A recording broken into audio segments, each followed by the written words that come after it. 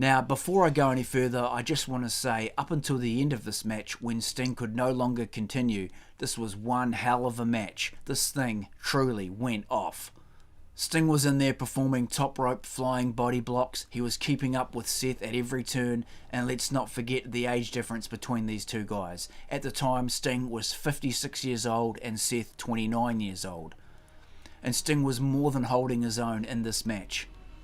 But then the match called for Sting to be put through an announce table. Why?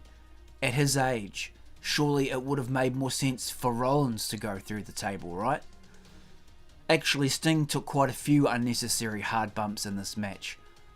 Add to the announce table, 2 buckle bombs. One I could see, sure, but the second one? As a Sting fan, it's not easy to watch back.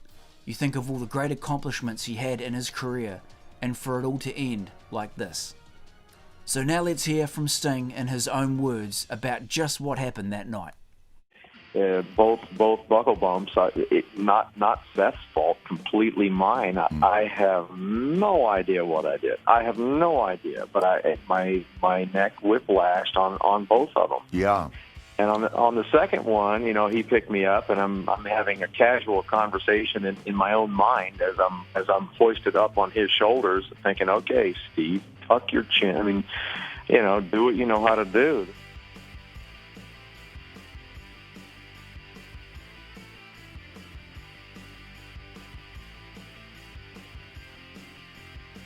And you can see me in the ring. I'm trying to, shake my hands out and try to get feeling back in my hands, And then the second time, again, having the casual conversation, and for whatever reason, I clicked out, checked out. I don't know what happened, but I did the same thing. And this time, it affected my leg. Yeah, your leg buckled. We saw that.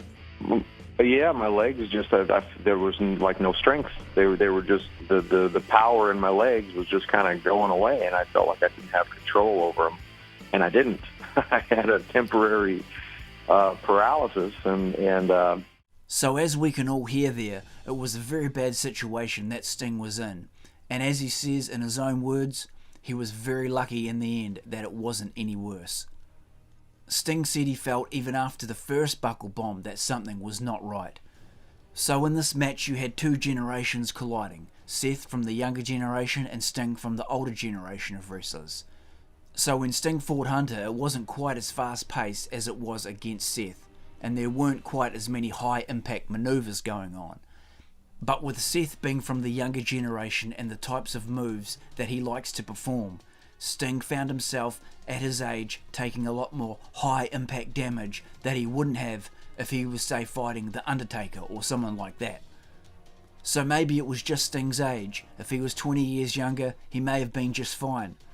But I do believe that it wasn't just that one buckle bomb at the end that took Sting down. It was a combination of unnecessary bumps that he took throughout that match.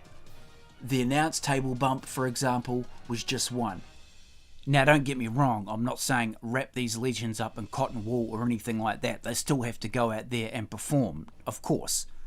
But when you have a guy like Sting at that stage of his career taking on a young buck like Seth Rollins, a guy nearly half his age, you've just got to use your common sense in a situation like that and just put certain limitations on the match. And you can still go out there, burn it up and have a great match, no problems.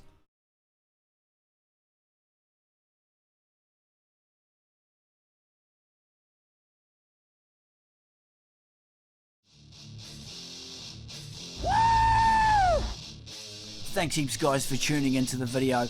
Be sure to drop a scorpion death drop on that like button and subscribe to the channel for more awesome pro wrestling action from the WWE, the WCW and much more.